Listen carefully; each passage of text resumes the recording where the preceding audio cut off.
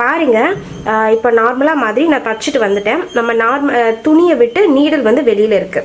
So நம்ம வந்து pressure பார் லிஃப்டரையும் வெளியில எடுத்தாச்சு.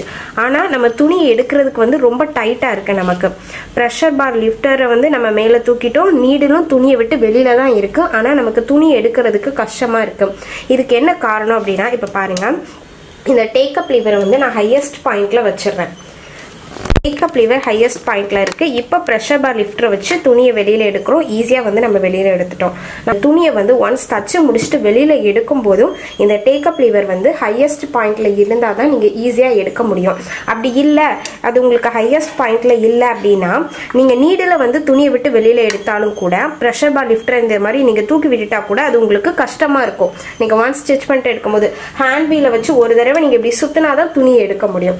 ஏன்னா இந்த டேக்கப் லீவர் வந்து இந்த மாதிரி லோயஸ்ட் பாயிண்ட்ல இருக்கும். நீங்க ஹேண்ட் வீல வச்சு சுத்தும் போது இது ஹையஸ்ட் பாயிண்ட்ல வந்துடும். ஸோ அப்போ உங்களுக்கு எடுக்கிறதுக்கு ஈஸியா இருக்கும். ஸோ அதனால எப்பவுமே வந்து நீங்க வந்து துணியை வந்து வெளியில எடுக்கும் போதும் டேக்கப் லீவர் வந்து உங்களுக்கு ஹையஸ்ட் பாயிண்ட்ல இருந்தாதான் துணியை வந்து வெளியில எடுக்கிறதுக்கும் ஈஸியா இருக்கும். அதே மாதிரி தைக்கும் போதும் கண்டிப்பா இந்த டேக்கப் லீவர் வந்து உங்களோட ஹையஸ்ட் பாயிண்ட்ல வந்து இருக்கணும்.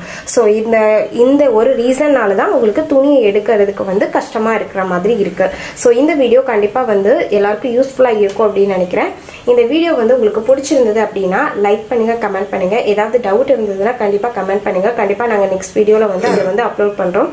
இந்த வீடியோ உங்களுக்கு கண்டிப்பா யூஸ்ஃபுல்லா இருக்கும் நம்புறேன். தேங்க்யூ.